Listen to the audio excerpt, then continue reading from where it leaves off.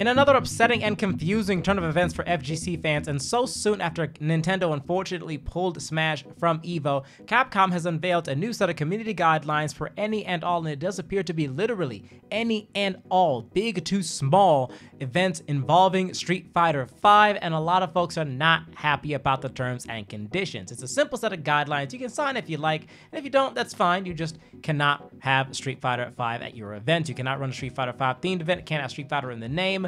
It's very, very restrictive, and like I said, a lot of folks are really upset by this. Now, while Capcom does, of course, have a lot of legal power over its IPs, we are going to be taking a look at how this compares to similar agreements with other esports, especially at a local level, and highlight the fact that what's really got a lot of people upset is that it applies to even the smallest possible events, and a lot of people hold the grassroots aspect of not just Street Fighter, but the FGC in general to be paramount, and this feels like something that's going to cut out a lot of potential local small-scale events and offer no real benefit in exchange. So, without further ado, let's take a look at the content of the agreement itself, and then take a look at what people are saying, what the fears may be, and why there is some hope that we'll get some clarification on certain aspects of the agreement in the very near future. Starting with the tweet itself, which states the following: calling all tournament organizers, check out our new community license agreement for running events with Street Fighter V Champion Edition.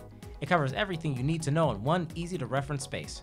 Select the proper region and you find yourself looking at this, the Street Fighter V Community License Agreement for the Americas, covering North, Central, and South America.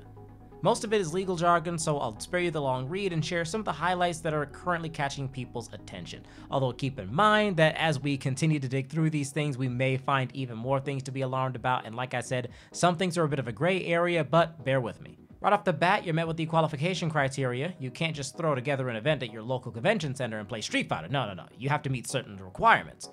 Things like having a prize pool under $2,000 per event and a total for any 12-month period under $10,000. Sponsor contributions must be under $5,000. Right off the bat, we're at the first big issue for a lot of people. Why is there a limit on prize pools? It's not entirely clear, and it's certainly not making anybody happy. A bit further down, there's also a list of restrictions, not only including very specific rules about how you're allowed to present the logo, no changing the font or the color, you can't put your home team's colors on this, you can't put your own name into the Street Fighter font, anything like that. You must abide by the very strict style guide.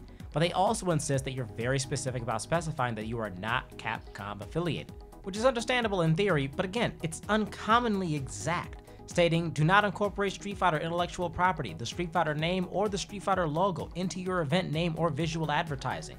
For example, do not say your brand Street Fighter event, rather say your brand event featuring Street Fighter.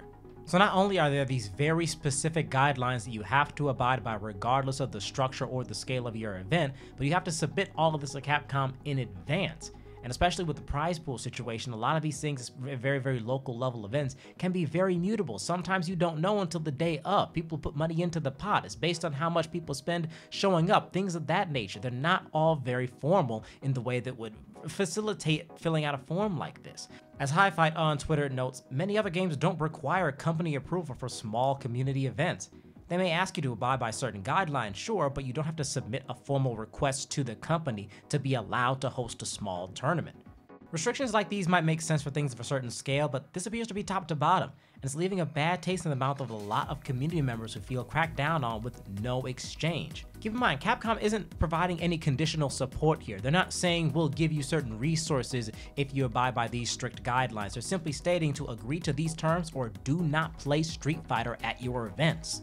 As Hi Fight states, the worst thing about this is that it doesn't feel like a cooperative effort to grow the game at all. We appreciate your passion. Now sign up for your event and follow all the rules, otherwise don't run the event. What do I get in return for doing that? Nothing.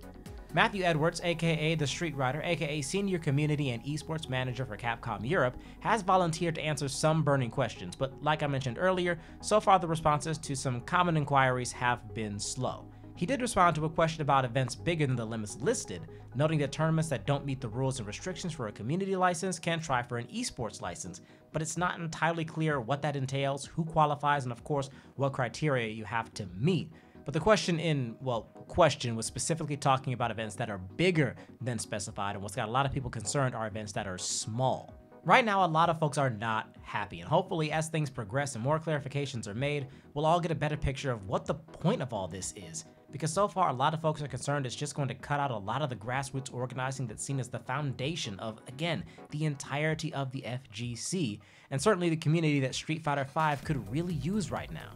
We're building towards Street Fighter VI. Now seems like a bad time to be curbing local level hype.